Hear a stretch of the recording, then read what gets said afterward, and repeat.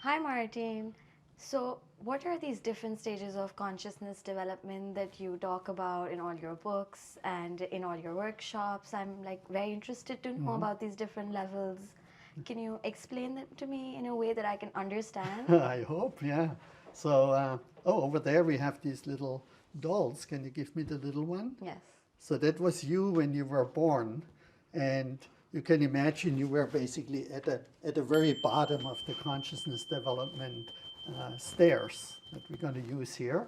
And what you started to integrate it there was your capability to connect with your mother and basic survival capacities. But you weren't not conscious yet, right? It was all instinctual, impulsive. And then as you integrated all the potentials here, at one point you couldn't go any further. And so what then happens is that you grow to the next level, and that would be like, the next phase of these, or the next layer of these little dolls. And, your old basic self, right, from previously is still in there. And then you evolve, you grow to the next level of consciousness. And this is where you became self-conscious and you recognized your parents and your family, and you lived kind of in a magical world, and what was important to you was to feel safe, right? So when mommy, daddy were no longer there, or your environment became unfamiliar, you may have been scared, but here you developed the capacity to belong to your family and to a small group and to connect with others. And then again, there is no more growth possible here and you cannot move forward.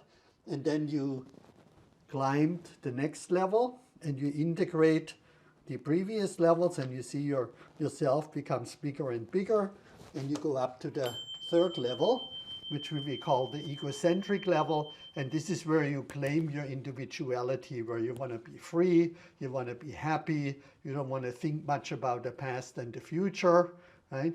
And you also set boundaries, you have your clear yes and no, you assert yourself, right? And this is often a rebellious phase where people rebel against their family. And again, there's also a lot of creativity, and they integrate the capacities here. And then at one point, they hit a wall when the challenges that they face in life can no longer be solved at this level. For example, when people become pregnant, they want to start a family, right? All of a sudden, this like it's all about me and I don't care about the past and future no longer works. And literally a new self develops that again integrates the previous self, right? The egocentric and the belonging level and the survival level. And you climb again, transform to the next stage, to the next level.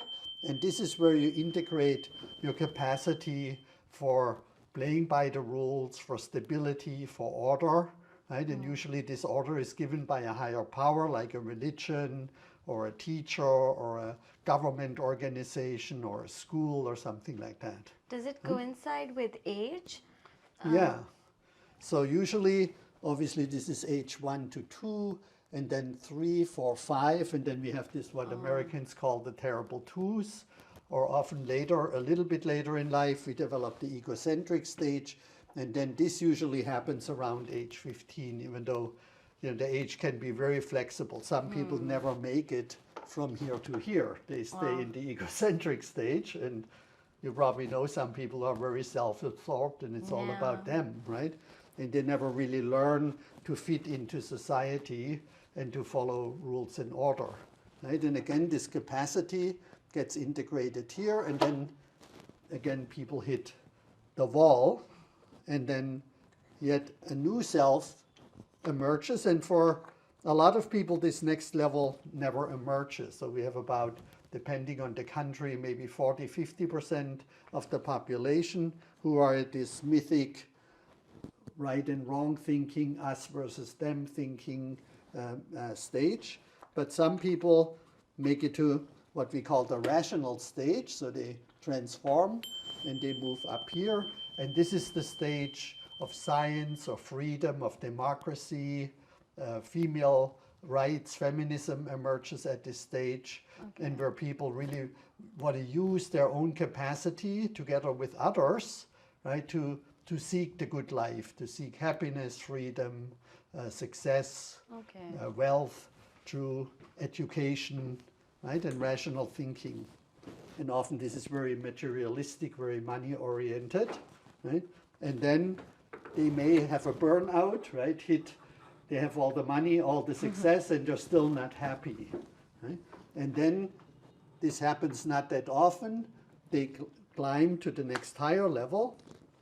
And this is what we call the pluralistic sensitive self, right? That would be at the 6th level of consciousness. And here people really reconnect with their body, with their feelings. They talk a lot about unconditional love and a new form of spirituality. And they care not only for all humans, but also for animals and the planet. And they also see that everybody is creating their own reality, that everybody's right from their own perspective. Right? That's the 6th level. And what's interesting then is when they hit this wall, there is something happening that this next higher level, the 7th level, is the first level where people can see and acknowledge all these previous levels. So when we go to these previous levels, like here, and I'm not going to unpack now everything, the people at these first 6 levels, they all think that their level is the best level to be at, and that everybody else should be like them. That's why we see so much conflict in the world and also in relationships. They're usually between people at different levels of the stairs here. They're fighting with each other. The people at the same level, they may have difficulties too, but they can usually resolve their conflicts through following the rules or through rational choices, or just the strongest then in the wins and things like that. But the conflicts between the stairs, the levels, they're usually unresolvable. And so the integral level, what we call integral, is the first level that can basically see all these previous levels and meet people, right, where they are. And they say, you are right from your perspective, right?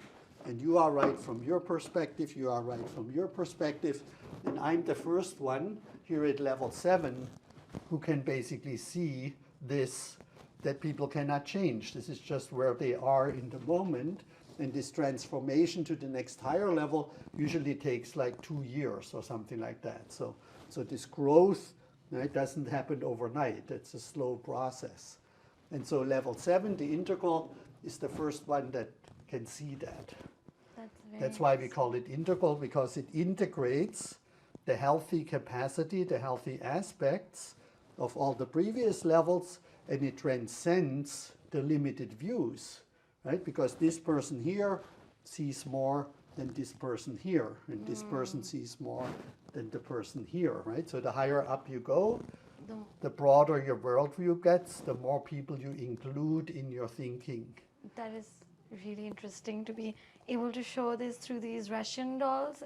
And like from far apart, I can see how like you can look at all the different levels, but you can't look at different levels until you're at you're there at the 7th. At the 7th one. So that's a huge transformation. And then the people at the 7th level, they can support people to integrate more of their healthy capacities, right, of the previous levels, and transcend their limited capacities. And then there is an 8th level, and we don't really have a doll for that, because that's what we call transpersonal, where people realize the limitation of language and the limitation of mind and thought, and they advance into something where we would say unlimited potentials, new capacities, advancing into novelty, and also developing, not only looking down at these people and saying, oh, I can meet you where you are, but also develop deep compassion for the people down here, because usually everybody suffers, right, at the level where they are. They create their own suffering. And so the transpersonal level, right, beyond the mind, beyond the body, beyond the manifest, also has has deep compassion. Yeah. So that's why we call it transpersonal. Also because they've gone through all the stages to reach that level. Yes. So they know of all the conflicts and challenges that the people are going to face. So it helps them empathize and gain more compassion and help Yeah, them, yeah. help others in the situation that they were before. Yeah. That's so interesting. And so when you get into a relationship or are in a relationship with someone, it's always good if you are with someone who's at the same level as you are, right? And you learn and you heal together and awaken to the level possible where you are. And then ideally you both transform together to the next level. Yeah. And what sometimes is a problem, right? That one partner stays where they are and the other one goes to the next level. And then, of course, they want to connect with people who are at their level, right? And this person say, you're crazy up there, right? You're like, no longer playing by my rules. And then Yeah. why is my world no longer good enough? And this person says, wow, this is so much more evolved, right? Why don't you come up here? Yeah. But since this transformation takes a lot of time, that's usually not so easily possible. So that's something that's a little bit sad when we look at relationships from the stage perspective, because sometimes you cannot help these couples when they have grown apart, when one of them moved to the next stair. Wow. So that's Thank the you best way I can explain this. Thank you so much. It gave me an entire outlook on the different layers of consciousness. Nobody could have explained it like this. It really sank with me. Thank you so much. Thank you.